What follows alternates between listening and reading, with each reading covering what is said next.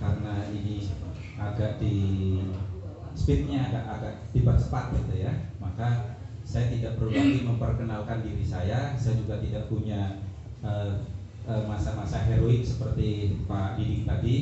Yang jelas saat ini saya mau cerita bagaimana semestinya mengelola sebuah kegiatan, karena judul materi yang diberikan ke saya adalah manajemen kegiatan. Itu kemudian nanti pada saat saya menyampaikan pemantik diskusi, teman-teman kalau ada yang langsung mau tanya, tanyalah, jangan nunggu saya udah pulang. Jadi kalau memang ada sesuatu yang mau tanyakan, tanyakan langsung, ya, seperti itu. Baik, kita bicara tentang manajemen kegiatan. Istilah manajemen pasti sudah hafal semua, kegiatan sudah pernah ikut semua. Tetapi kenapa materi ini penting di dalam pelatihan manajemen organisasi? Kenapa penting? Padahal ini juga bukan sesuatu yang baru, ini sesuatu yang lumrah, sesuatu yang biasa.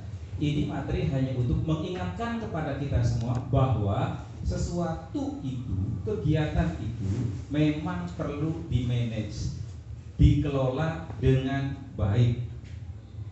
Kita tahu bahwa yang namanya kegiatan itu pasti meliputi ada aktivitasnya, ada tujuannya, ada hasil yang ingin dicapai, dan yang terpenting di dalam kegiatan itu ada orang-orangnya, ada manusia-manusianya.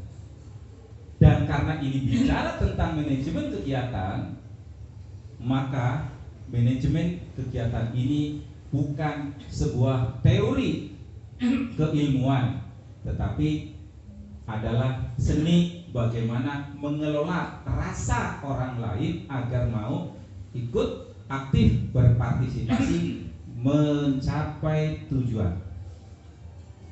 Ya, menurut saya nih, yang namanya manajemen itu, manajemen kegiatan adalah seni mengelola perasaan orang agar ikut mencapai tujuan. Loh, kenapa seni? Karena kalau kita bicara tentang manusia, perasaannya itu beda-beda. Menghadapi saya bicara dengan Pak Jamal mau negosiasi, itu berbeda dengan ketika Ibu Tuti yang ketemu dengan saya. Beda. Apalagi saya mesti ketemu dengan misalnya Pak Iwan, pembina IG, atau Pak Adan, pembina IG, pasti beda-beda. Itu membutuhkan seni tersendiri. Ya, saya ketemu dengan Bu Marnila, beda lagi bagaimana caranya supaya saya diajak makan durian misalkan. Itu beda lagi. Sengaja nggak dengar, masih di luar kan? Ya. Besok terakhir lah. Iya. Kira-kira begitu. Ini makanya perlu seni. Bukan sekedar bagi-bagi porsi jabatan, bagi-bagi tugas, bukan, tetapi bagaimana kita punya apa sih? Sense itu apa ya bahasa Indonesia? Rasa. Punya rasa. Menempatkan orang tertentu pada jabatan tertentu. Bukan sekedar kelihatannya dia sudah tua jadi ketua. Tidak. Ketuaan itu, Pak. Ketuaan ya. Kelihatannya dia pendiam, maka dia jadi pengawas. Nah, enggak juga. Enggak seperti itu. Ini banyak ngomong nih, kelihatannya bagus nih supaya jadi humas. Enggak juga. Yang dipentingkan adalah bagaimana kita tahu kemampuan orang per orangnya. Oleh karena itu, kok nggak bisa ya? Oh iya. Nggak bisa. Lanjut Pak. Lewat ini pemahaman saja, nanti teman-teman bisa ambil materinya ya, atau mungkin dibagikan. Sudah share ya? Nah, boleh sambil lihat di handphone juga boleh kalau bosan liatin saya. Lanjut. Ini pasti sudah hafal semua. Yang namanya manajemen, fungsi-fungsi manajemen itu rata-rata ini basicnya ini. Ini yang paling basic. Walaupun sebenarnya ada fungsi-fungsi lain. Tetapi yang paling basic ketika dulu kita belajar di MA, ya, pelajaran ekonomi, manajemen, keluarnya ini. Teman-teman yang kuliah ekonomi juga keluarnya ini, karena ini yang paling dasar. Ada planning, organizing, actuating, controlling, dan evaluating. Kita mulai dari yang pertama, planning atau perencanaan. Kita tahu yang namanya perencanaan, tetapi apa sih yang dilakukan ketika kita berada di tahap perencanaan? Apa yang harus kita lakukan ketika di tahap perencanaan? Ada yang sudah tahu kan ya? Apa yang mesti kita lakukan pada tahap perencanaan? Ada yang mau berbagi? Ada yang mau berbagi? Diskusi satu. Ada lagi? Harus tahu tujuannya dulu. Harus tahu tujuannya dulu. Apa lagi? Ada visinya, analisis. Ada lagi? Objektif. Ada lagi? Oke. Yang pertama mesti kita lakukan memang adalah mesti kita tetapkan tujuan kita mau ngapain. Kegiatannya PMO. Tujuannya apa PMO? Apakah semua tahu? Semua paham? Iya kan? Kalau tidak tahu tujuan, maka kehadirannya hanya sekedar fisik. Orang yang ikut serta dalam kegiatan tetapi tidak tahu tujuan, maka kehadirannya hanya fisik. Yang non fisik, ruh, jiwa, psikis, otak, bahkan ditinggal.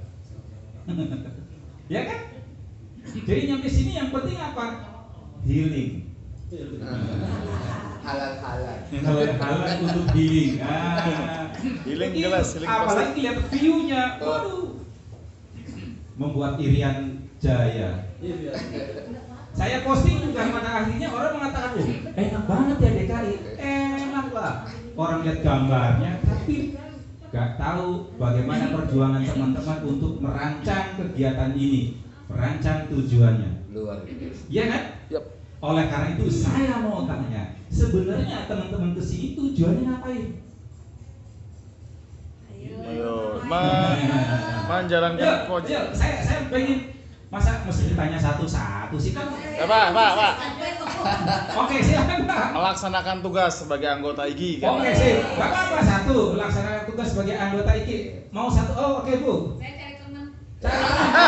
Sip. Saya temenin. Tadi jodoh.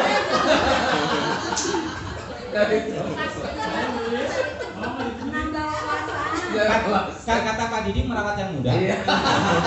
Ini yang paling utama. Itu menambah wawasan. Oke, apa lagi?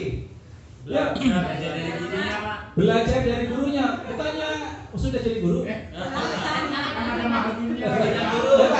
Foto, belajar. Belajar. Oke, ayo Saya ngelaksanain tugas. laksanain tugas. Oke, Bu. Harus Mengisi waktu yuk. pengalaman. Pengalaman apa lagi? Kewajiban. Dan apa? Iya. Apakah itu semua salah? Tidak.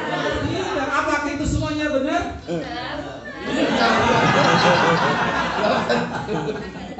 Entah siapa Iya. yang salah. Jadi yang terpenting adalah tahu tujuannya. Tujuan dari kegiatan dan ada target. Tujuan itu disertai dengan target supaya kita tahu kalau memang tujuannya mau ke Pondok Kapilih Pancawati, tahu tujuannya kan? Targetnya sampai sini jam berapa? Itu kalau bicara tentang IPA. Bagaimana dengan kegiatan PMO ini? Tujuannya apa? PMO silakan masing-masing. Saya tidak perlu mendikte satu persatu. Targetnya apa? Target PMO ini semua materi yang ada di PMO tersampaikan, baik lewat tatap muka maupun tatap maya. Targetnya berapa hari? 2 hari. Targetnya berapa peserta? 50. Target-target itu. Kenapa? Karena tujuan dan target ini akan dilihat, akan dievaluasi apakah kegiatan ini sukses atau tidak. dimulai dari menetapkan tujuan. Sama seperti teman-teman semua mau ngajar, dulu istilah RPP, besok mungkin istilahnya modul ajar, lusa entah apalagi judulnya.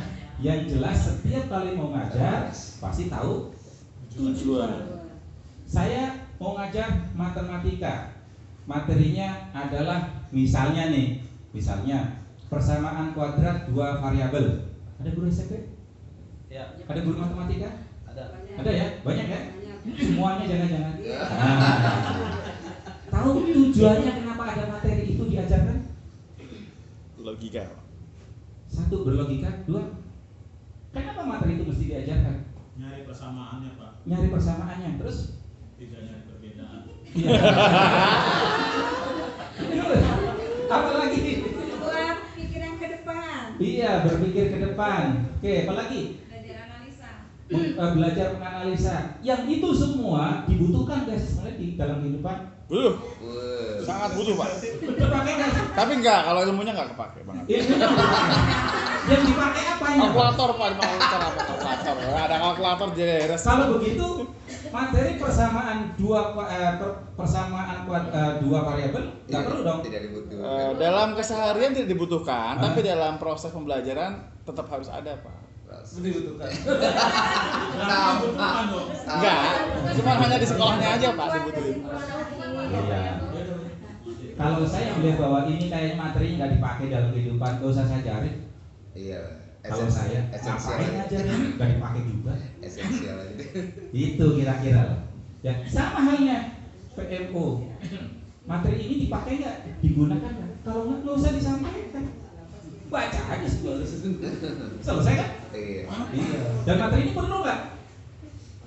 Kalau nggak perlu saya tutup. Assalamualaikum. Nggak apa-apa. Jadi ini ya, kenapa penting kita menekankan tujuan dan target di awal? Perencanaan ini akan menentukan bagaimana selanjutnya strategi mencapai tujuan. Keren ya? Aduh, ternyata saya mesti hati-hati. Kalau bunyi klik lagi beda lah. Jadi dengan kita tahu tujuan dan strateginya, tujuan dan targetnya, kita akan menentukan strateginya. Gimana sih caranya? Strategi mencapai tujuan, strategi mencapai target. Bagaimana caranya? Maka kalau kita sudah tahu tujuan dan target, kita atur gimana nih strateginya. Apakah nanti PMO dilakukan dengan cara A, B, C, D, atau gabungan AB, atau gabungan AB, D, dan lain-lain. Nah, itu kan dipikirkan. Dan saya yakin teman-teman di sini, kenapa sekarang sampai di sini, itu karena hasil pemikiran, bukan sekedar iseng-iseng. Ya nggak Pak? Oke, kalau begitu, ketika kita sudah menentukan strateginya, semi outbound, ya, outdoor activity, yuk sumber dayanya kita itu. Kita punya apa? Kita punya apa?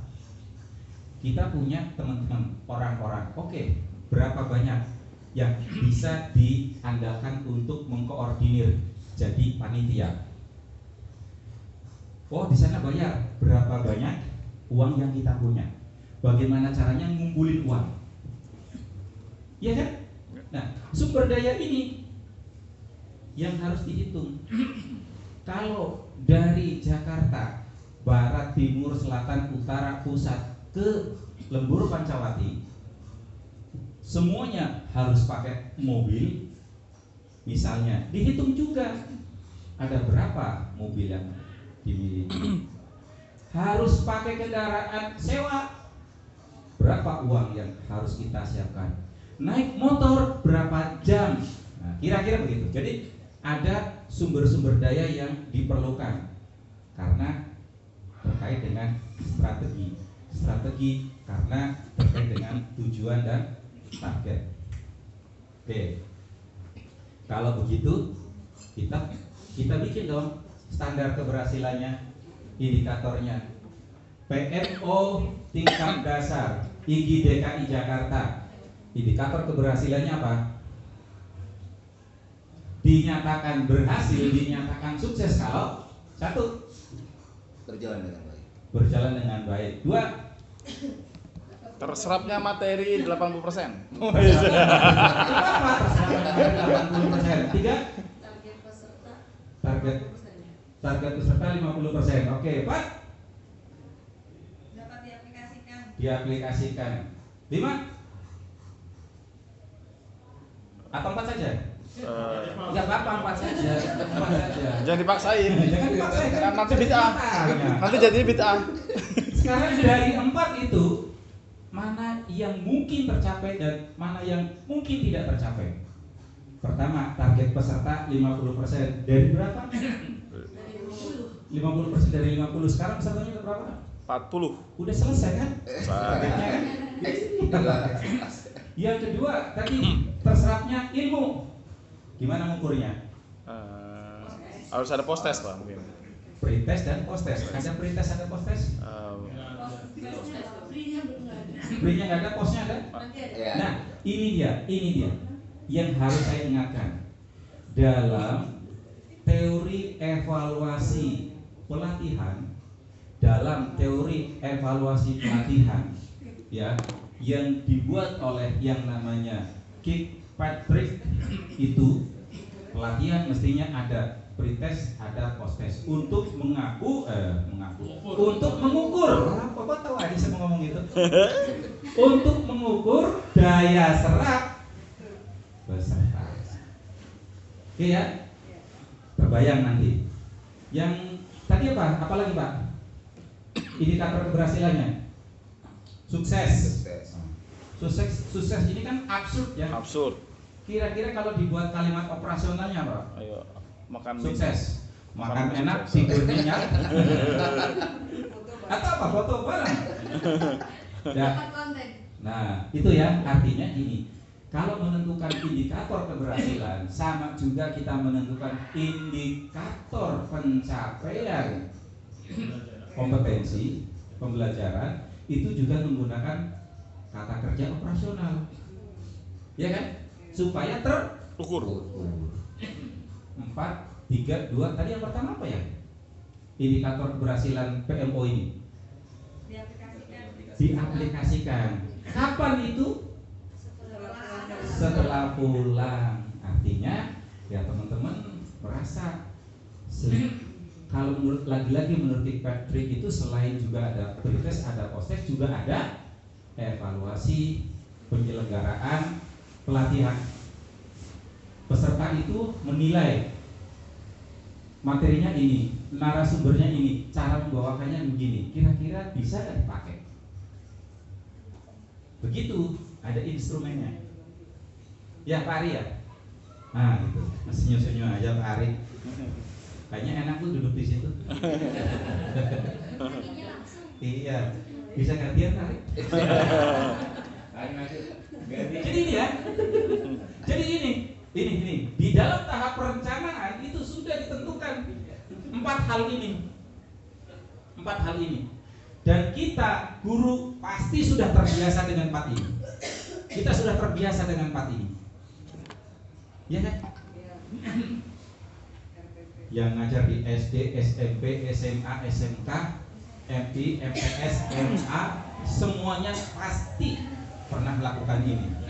Cuma sadar gak sih kalau kegiatan itu baru merupakan perencanaan? Iya kan? Sadar gak sih bahwa menentukan standar atau indikator keberhasilan ini harus di awal kegiatan? Rasa-rasanya kita lebih sering mengatakan kegiatan ini berhasil atau sukses ketika sudah selesai. Rata-rata itu bisa jadi terjadi di sana. Kalau di sini sih enggak. Kira jauh beda. Betul, saya yakin kalau di sini enggak, karena Bapak dan Ibu kesehariannya enggak di sini. Oke gitu ya. Tenang, saya belum bunyi. Ya udah.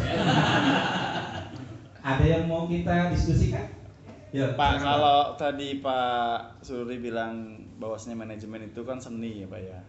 Apakah ketika nanti dalam konteks evaluasi dalam kegiatan itu apakah kita belajar tentang empirisme Pak? Belajar dari pengalaman bukan dari ilmu berarti. Apakah seperti itu konsepnya? Iya, ya. Seni itu bisa dari ilmu, juga bisa dari pengalaman, tetapi tidak selalu melandaskan pemikirannya, melandaskan indikatornya dari ilmu semata. Tetapi ilmu itu penting untuk mengarahkan supaya pengalaman kita menjadi bermakna, bernilai kalau ada landasannya. Seperti halnya tadi, kenapa saya mengungkapkan ada loh teori bagaimana mengevaluasi sebuah pelatihan. Nah, buktinya kan teman-teman jadi lupa. Oh iya, mestinya ada pretest, ada post-test. Kan gitu ya. Dan inilah yang jadi pengalaman kalau nanti besok melanjutkan ke PMO menengah. Pengalaman kan? Teorinya ada nggak? Ada teorinya. Tapi sekarang mungkin belum dipakai. Begitu, oh iya benar ada teori pengalaman ini. Nah, gitu. Begitupun dengan evaluasi penyelenggaraan pelatihan. Gitu ya? Ya, oke. Mas Ari sudah punya instrumennya. Tinggal ngomong aja. Oke dong. Gitu. Tuh ya. Ada lagi? Ayo. Dalam menentukan perencanaan, kadang-kadang perencanaan itu kan hanya dilakukan oleh beberapa orang, dan kadang-kadang perencanaan itu dibuat oleh beberapa orang yang sebenarnya harus diketahui banyak orang, sehingga apa yang menjadi tujuannya itu bisa ketahuan. Jadi misalkan kegiatan PMO sekarang ini perencanaan dibuat oleh panitia, misalnya panitia hanya bikin 3 orang saja, sedangkan yang ikut banyak. Nah, yang ikut banyak, yang lain tidak tahu tujuannya buat apa, sehingga yang tadi Bapak bilang tujuannya buat apa ya, ada yang buat healing lah, ada yang buat cuci mata lah, ada yang bikin ya sebelahnya Pak Jamal mau cari jodoh baru lah, dengan niat-niat yang